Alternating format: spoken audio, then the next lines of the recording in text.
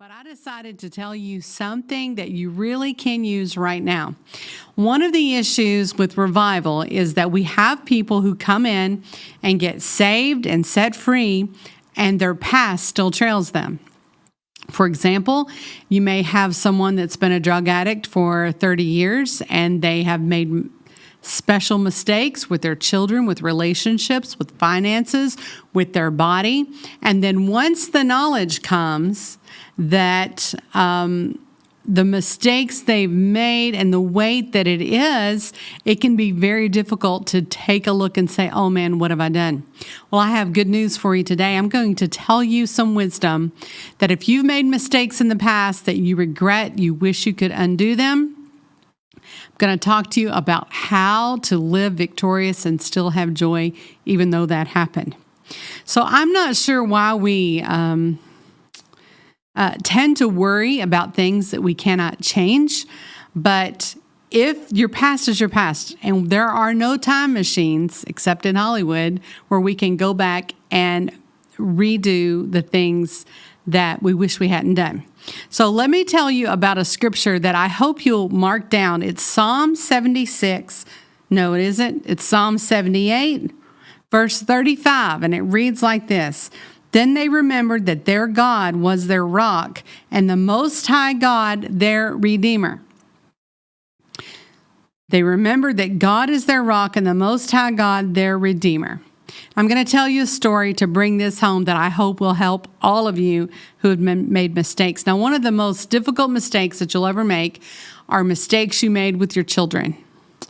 And those you don't get a do-over, except maybe with grandkids, but you don't get a do-over. And so that can drive you nuts. What if I had been there? What if I had made a different decision? What if I had, you can just fill in that blank.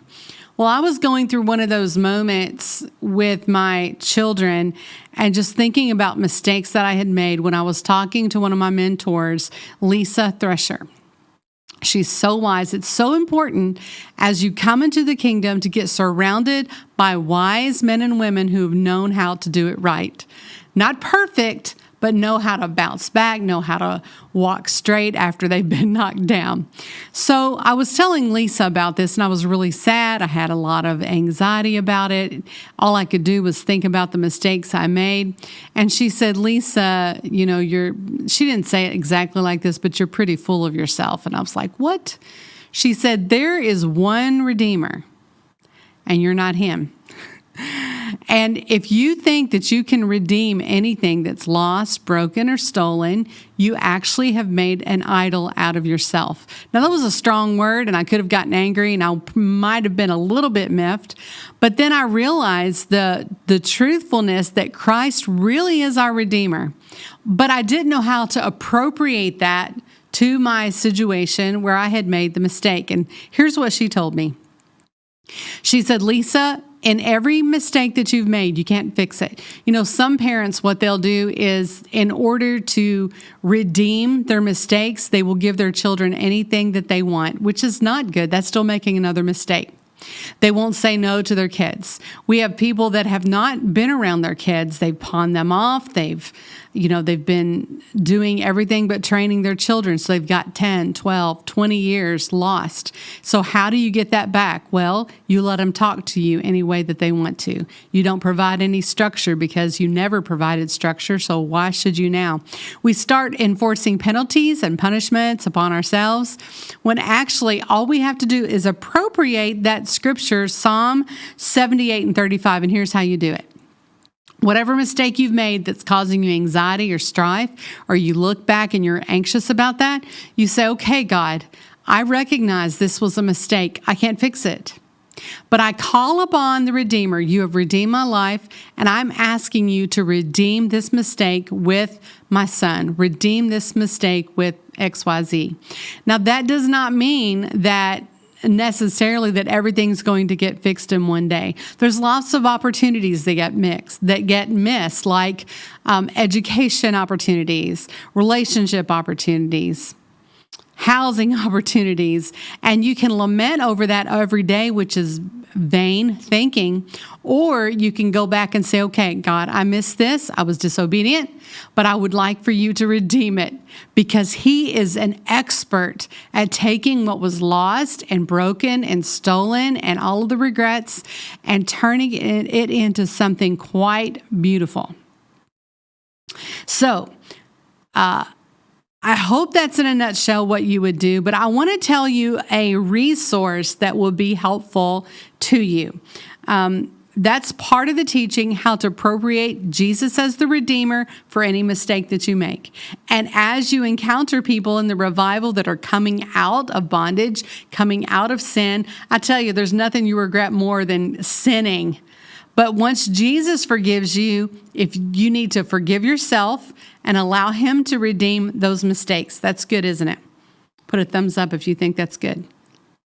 All right. And then the next resource I want to tell you is there is a URL. It's called blueletterbible.org. In your Google thing, you can just put Blue Letter Bible or go to blueletterbible.org. You can put any scripture in there like Psalm 78:35 and put the scripture in there, and then it'll give you a list of the scripture, and you click on the words and it will give you the Greek or Hebrew meaning of that word. I did that with the word redeeming. I want to read that to you to tell you when it says that Christ is our Redeemer, this is the whole meaning of it. It means that we've been redeemed. He is our kinsman, our revenger, our avenger. He paid a ransom. He's the ransom payer. He's our deliverer. He's our kinsman part. He's our purchaser. He's our wisdom. So when it says he is our Redeemer, he literally is everything we absolutely need for the things that we cannot change.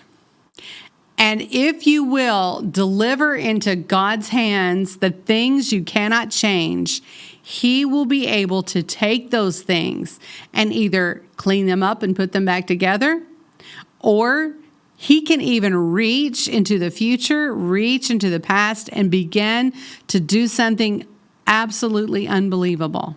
Now, when it comes to something that you know that you cannot change, let's say that you caused something that really harmed someone, the sanity of your mind will be dependent upon your ability to allow the Lord to redeem, restore, to give wisdom to that memory. And even if mankind will not forgive you, if you will embrace the fact that you are forgiven and he's given you a new slate and he can do mighty things, if you will grab hold of that promise, you can live the rest of your life with joy, not making the same mistakes, not building upon the old mistakes, but leaning in and allowing the Lord to cause you to live from glory to glory to glory. This is good news today for those of you that live in the past, that live in the what ifs, and that live in the regrets. Appropriate the Redeemer in every situation that you have, and you will find renewed passion for the word, for the Lord, and revival fires will begin to flow through you like never before. Grab a hold of all of the blessings, of all of the promises, and all of the benefits Christ paid for. Let's not waste one beating that he took for us. Let's not waste one drop of blood. Let's participate in the fullness of the work of the cross and the resurrection power. This gospel is a gospel